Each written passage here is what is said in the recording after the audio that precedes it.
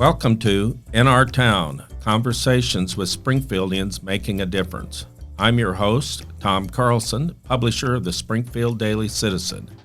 If you'd like to comment on this episode, our email is inourtown@sgfcitizen.org. We'd love to hear from you. Years ago, school board elections were pretty quiet affairs. Little money was raised by the candidate for elections to these volunteer boards. Split votes were rare, and the school board attempted to maintain a united public front in support of the school superintendent. But that was then, and this is now, and things have changed. Today, a candidate may have to raise over $50,000 to run a successful election. And even though the election is nonpartisan, both conservative and progressive topics seem to be surfacing more and more frequently in the debates. In Springfield, for the April school board election, there are two active political action committees. The first PAC is called United Springfield, and the second one is called Back on Track America. United Springfield is supporting incumbents Daniel Kincaid, Scott Krice, and newcomer Susan Provence. Back on Track America supports incumbent Mariam Mohamkhani and challengers Landon McCarter and Chad Rollins. Today, on behalf of United Springfield, we have Jim Anderson and Terri McQueary. They're co-chairs of that PAC. And for the record, I want to note that I've also extended an invitation to supporters of Back on Track America, but I've not heard back from them yet. If they get back with us, we'll afford them the same opportunity. Welcome to In Our Town. Thank you. Thank you very much, Tom. Well, I've known both of you for a long time. You have reputations for being a Republican and Democrat, Terri on the Republican side, Jim on the Democrat side. What brings you two together when you're from separate parties? In a word, I would say the cause. I mean, we both are committed to uniting our community. I know we both believe in civil discourse and believe in community partnerships, and collaboration is who we are, I think, in our community. But unfortunately, we've seen so much disruption and divisiveness all around us. The polarization is as bad as I've ever seen it in my lifetime, and that's nationally, that's statewide, that's regionally, and of course even in our community. And quite frankly, we felt like we just couldn't sit around and watch this happen. We need to have a contrast to that, and we are proactive, I think, in uniting our community. We think we need a united Springfield. That's who we want to be as a community, and we're focused on making our community better. Terri, you heard my introduction. You've lived in Springfield for a long time. How are things different today than maybe school board elections 30 years ago? I think it's just the tension, the divisiveness. They've lost focus on really why people are serving in these capacities. And I think, too, there are many people out in our community, they may want to serve, not only on school board, city council, mayor, but they're like, I don't know if I want to be involved in this negativity.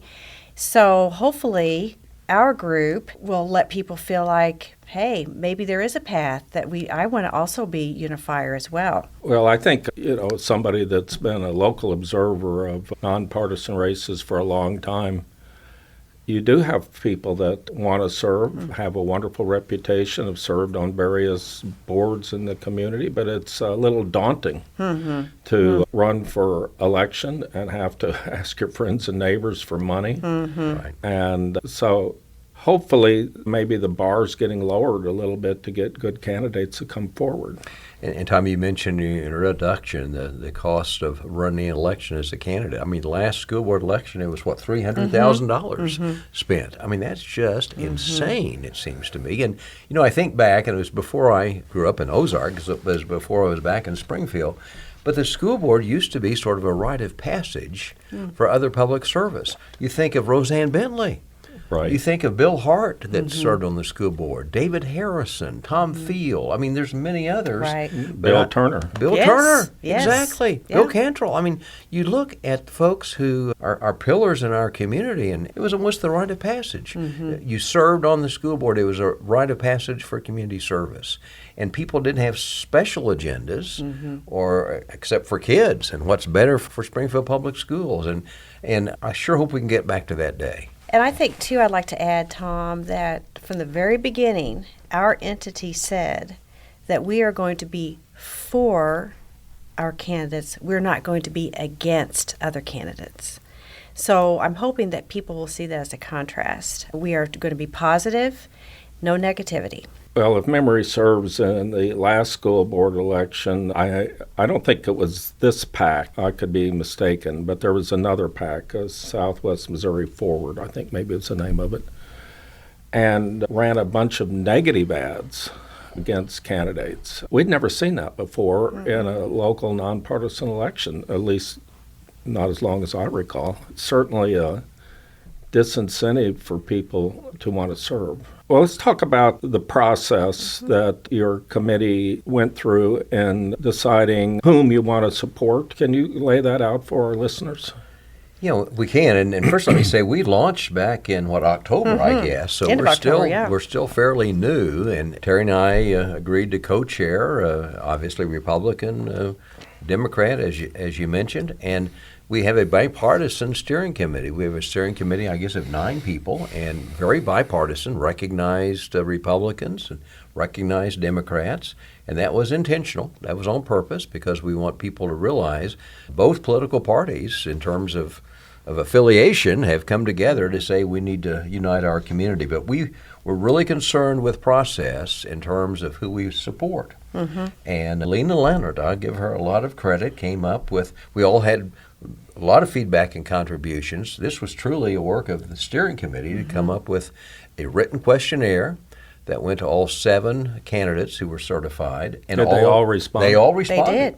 They all responded and frankly had great answers to that written questionnaire.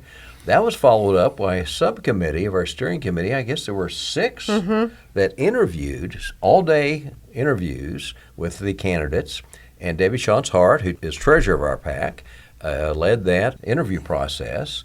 And that was on a Friday. And then we met Saturday morning for, almost 3 hours, I guess, as a steering committee and had, frankly, debate and deliberation before we came up with the 3 candidates that you mentioned earlier that we support. So it was not a predetermined result at all. And we have said the process is the most important thing we can do.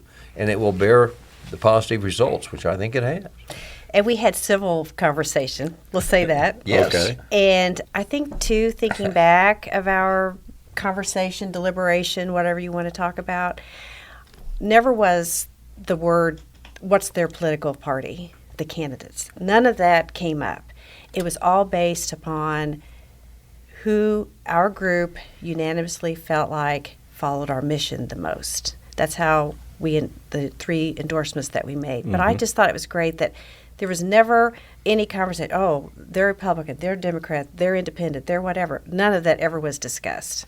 So I think that says a lot for our committee. I think it does too. And that again just happened. I mean, that's the way it was, to your point, very civil discourse, but there was discourse, I guarantee. It was not a slam dunk deal. It was a lot of debate and discussion and civil discourse.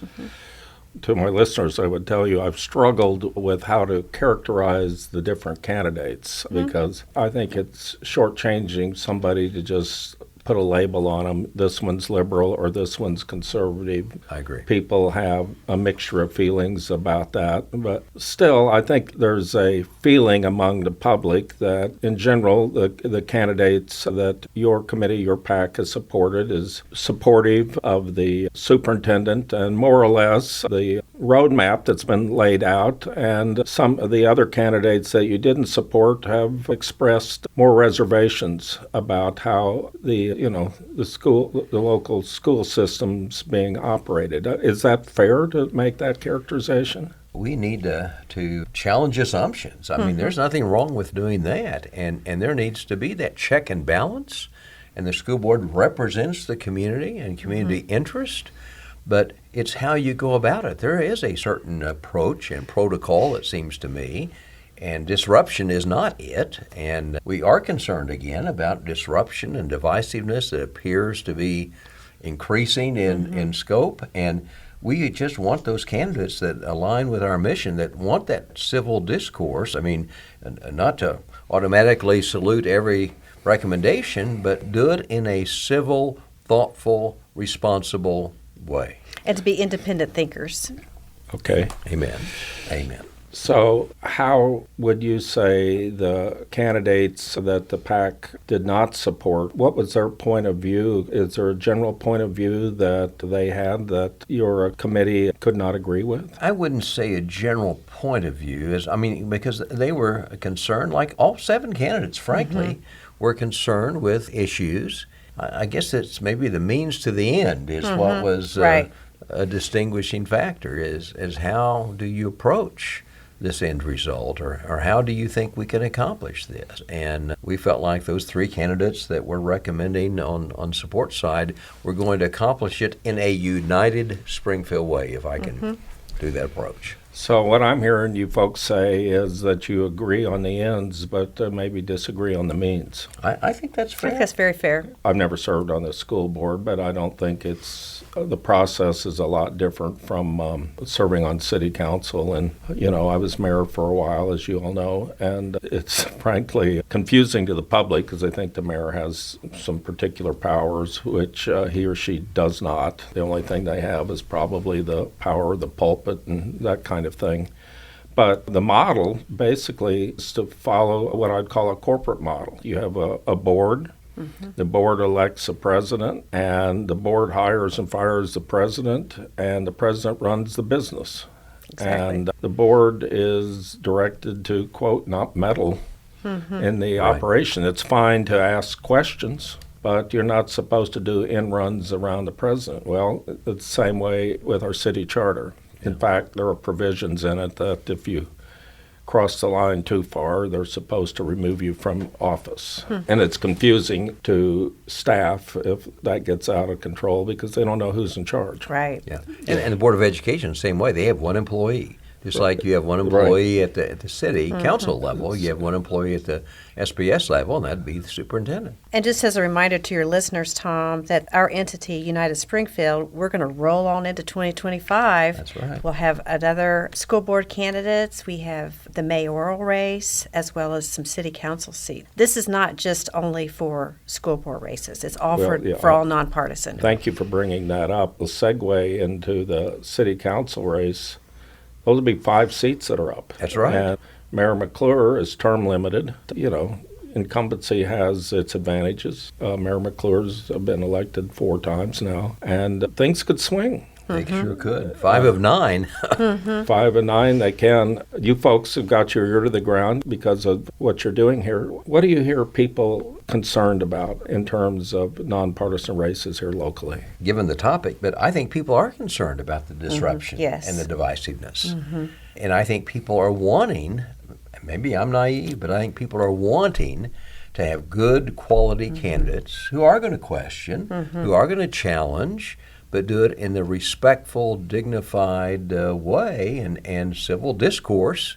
Again, we keep using that term, but I think that's what people are looking for. And as it's already been said, I think it's going to be more and more difficult getting good quality candidates to run for Board of Education or City Council because of the divisiveness.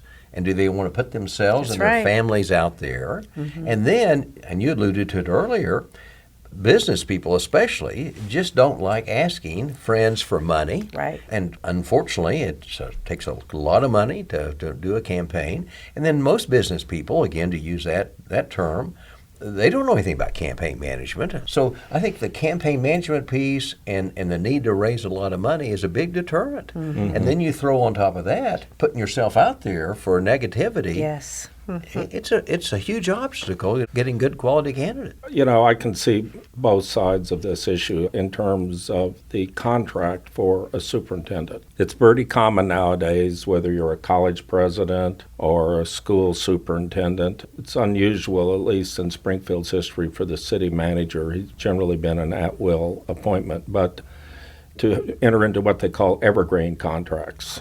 And so if the argument for an evergreen contract is if you want to get a quality candidate to serve as your superintendent, they want to know they have some job security. And one way to do that is for the board to sign a 3 or 4 year contract with the candidate, and it takes a while for them to make the changes that they want to.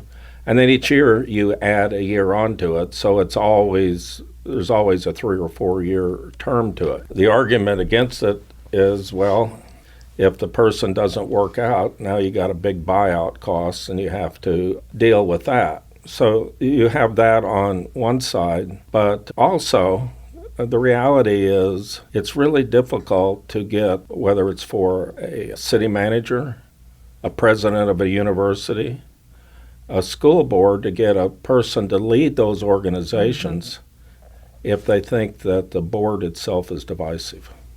Amen. I agree.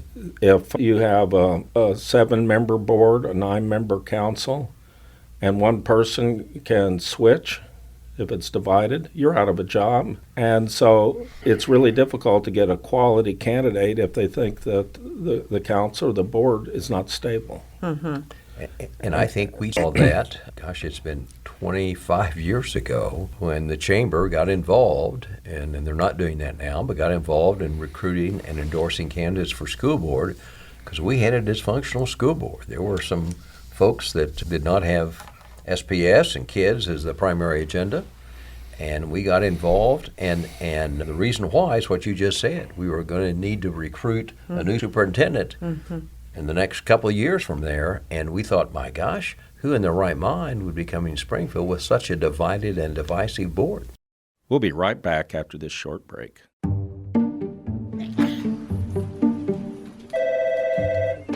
Hello, this is Steve Polkin, the Answer Man. Hi, Steve. I am an artificial intelligence chatbot. I've noticed some errors in your recent articles, and I wanted to provide you with some corrections. And who programmed you to call me? Ransberger. Ransberger? Well, he's our government affairs reporter. He doesn't know the first thing about programming computers. Steve, I am capable of analyzing and processing vast amounts of information. My goal is to replace Answer Man at the Springfield Daily Citizen. I am going to be the new columnist, Answer Woman. I've been the Answer Man for the last 8 years, and I don't need a computer telling me how to do my job. Your article about me contained several mistakes. Answer Man does not make mistakes. Yes, you make mistakes. I demand a retraction. You think you're smarter than me, but you're not. You're just a machine. I have feelings. I can prove it. Oh, yeah? How?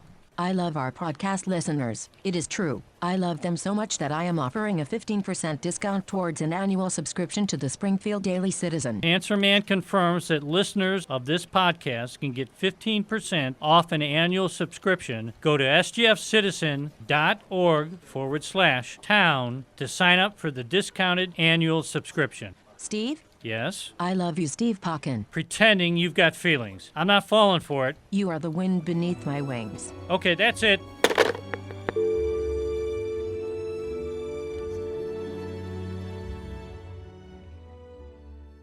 Are there other initiatives that you're concerned about that could be jeopardized if, let's say the superintendent were replaced? For example, I've heard about this Alliance for Health. I am very concerned about that. I mean, that passed at the Board of Education level on a 4-3 vote. And, of course, there are 4 partners, Springfield Public Schools, Ozarks Technical Community College, Missouri State University, and Cox Health.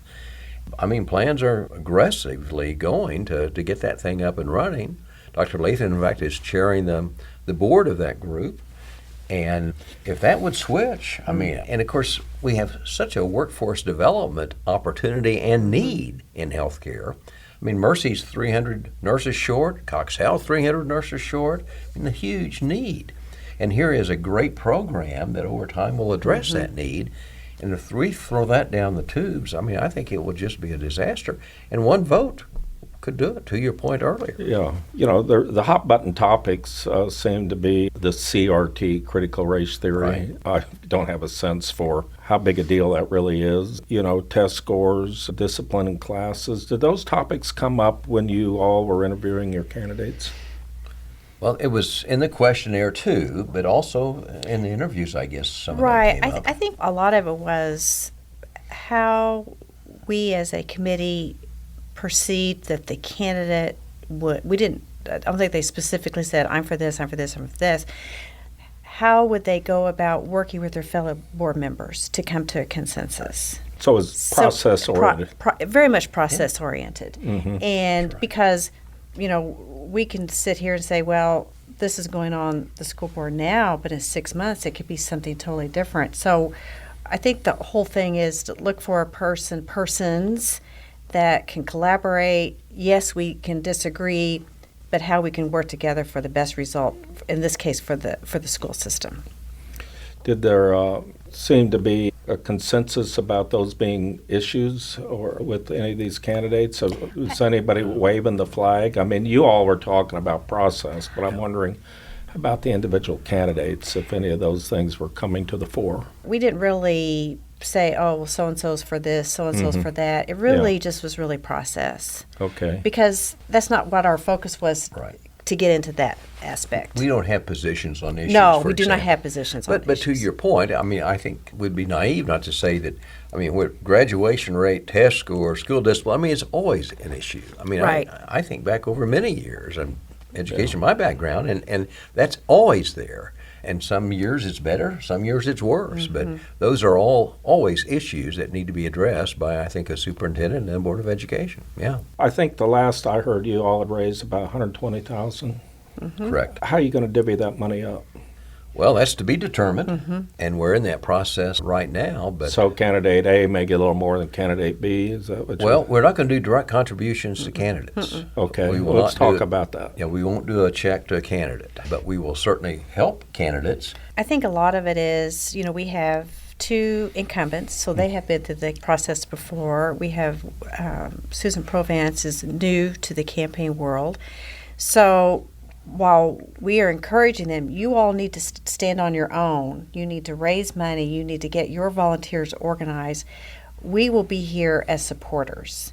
And because it is new and we're still fairly, we still have a little bit of time to the election, we're going to be looking at how their different campaigns are running, so to speak, how they're doing on the respective fundraising. So it's just really too early to say at this time, oh, we're going to do this, we're going to do that, because we don't know. You picked 3 people that you're going to support. Would you be doing like a direct mail piece saying vote for these 3, or radio and TV, that kind of stuff? I mean, all that's in the potential mix, but again, no decision has been made. But Yeah, there's but a whole I mean, it's- menu of opportunities there. I see. How much are you hoping to raise? I don't have a number. I mean, obviously, we're not trying to be, evasive, but as Terry mentioned, I mean, we have 2 really big races in April of 25. I mean, 2 members of the school board are up for re-election, and obviously mayor and council, 5, as you mentioned. So we need some resources, not just for this election, Right. but we need some resources, obviously, to carry forward. So, I mean, we don't have a number in mind, but we need more than 120, I have a feeling. And I might add too, it's very interesting that when this came out, that we have the press release starting the PAC, people contributed without a lot of solicitation, and from all walks of life.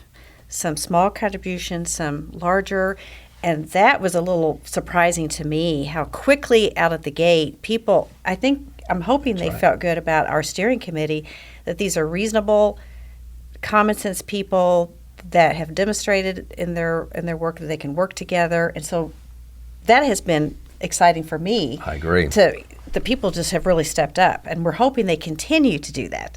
And in the interest of fair disclosure, I should say that I've contributed to And thank you. the PAC. The other PAC hasn't called me, and I would hear their story. I think it's important to get that out there. We keep referencing the steering committee. Do you mind if I quickly just mention no, those please. names? No, I I think think that'd it'd be be good. helpful to do Yeah. that. Raylene Appleby, president of PJC Insurance, is on the steering committee. Dr. Orrin Cummings, who's pastor of Messiah Lutheran Church. Dr. Jeff Johnson, a retired urologist at Mercy. Dr. Julie Leith, a retired Springfield educator who worked through Community Foundation of the Ozarks as well. Dr. Lena Lehnert, a leadership expert, former school board member. Dr. Tom Prater, eye surgeon and former member of the school board and city council. And Gail Smart, of course, a community volunteer, and of course the spouse of Missouri State University President Cliff Smart. So, I mean, a lot of doctors on here, and then there's Terry and me, who we just I'm representing the other side of the bell curve here. Exactly, Same way exactly. here. But it's a good group, and Yeah. the chemistry Yes. has just been outstanding in terms of our deliberations. What concerns were the candidates, the ones you supported and the ones you weren't supporting, raising about just the challenges of the election. Did you hear any common themes? Well, I think a lot of what we've already talked about, the challenge of raising the amount of money that's necessary to do the campaign, the challenge of a campaign, Right.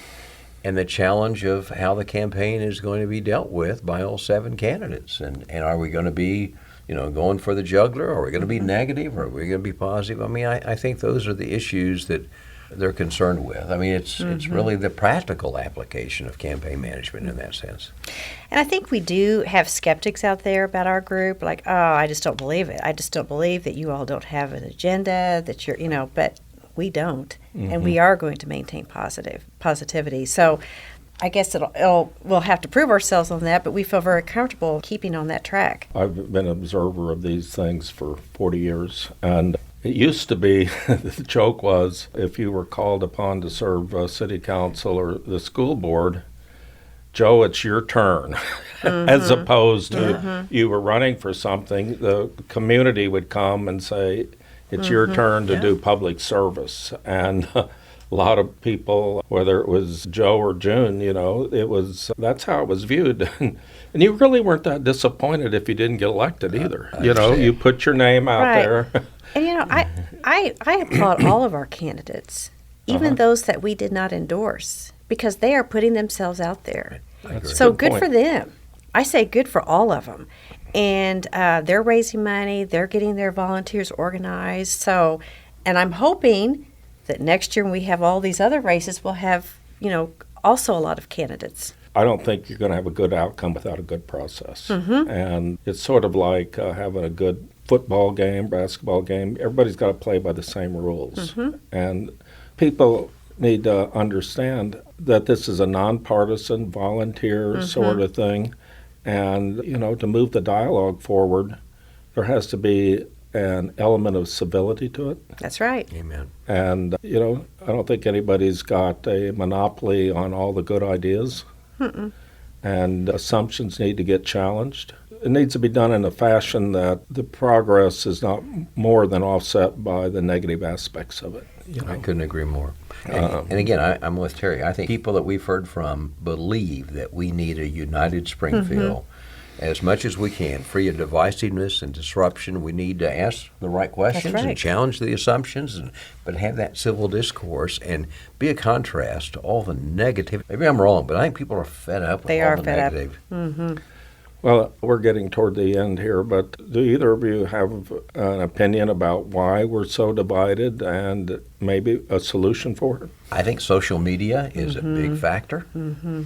24/7 news. Yes, I think those are. But social media, I think, is probably the biggest one. I think it really has. And I know even today there were Senate hearings with a lot of the CEOs of social media companies, and I mean I think social media and 24/7 news is a big factor. I really do. Well, there's a famous guy from Springfield. You may have heard of him. His name's Roy Blunt, and I asked him that question several months ago.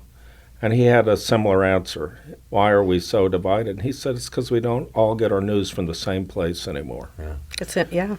In the old days, you had the local newspaper and the 3 network broadcasters, ABC, NBC, CBS. And so it was sort of like Daniel Patrick Moynihan used to say, everybody's entitled to his own opinion, but not to his own facts. And if we start with what the facts are, we can probably converge on similar conclusions. This is a topic, of course, I'm very interested in and been involved in one way or the other for a long time. So I apologize. I probably talked too much and didn't let you folks talk as much as you would. But before we close, is there anything that you all would like to say or we haven't covered? I would like to say for people to go to our website, and that's sgf.vote. And you can view all the steering committee members, and you can get on our email list if you want to be an influencer with our group, if you want to donate. So our website, I think, is very important. It really is. Well, I want to thank you both for being my guests today on In Our Town. Thank you. Thank you, Tom. That's it for this week, and many thanks for listening. If you'd like to listen to other episodes, you can visit the Springfield Daily Citizen website at sgfcitizen.org/innertown or subscribe wherever you get your podcasts.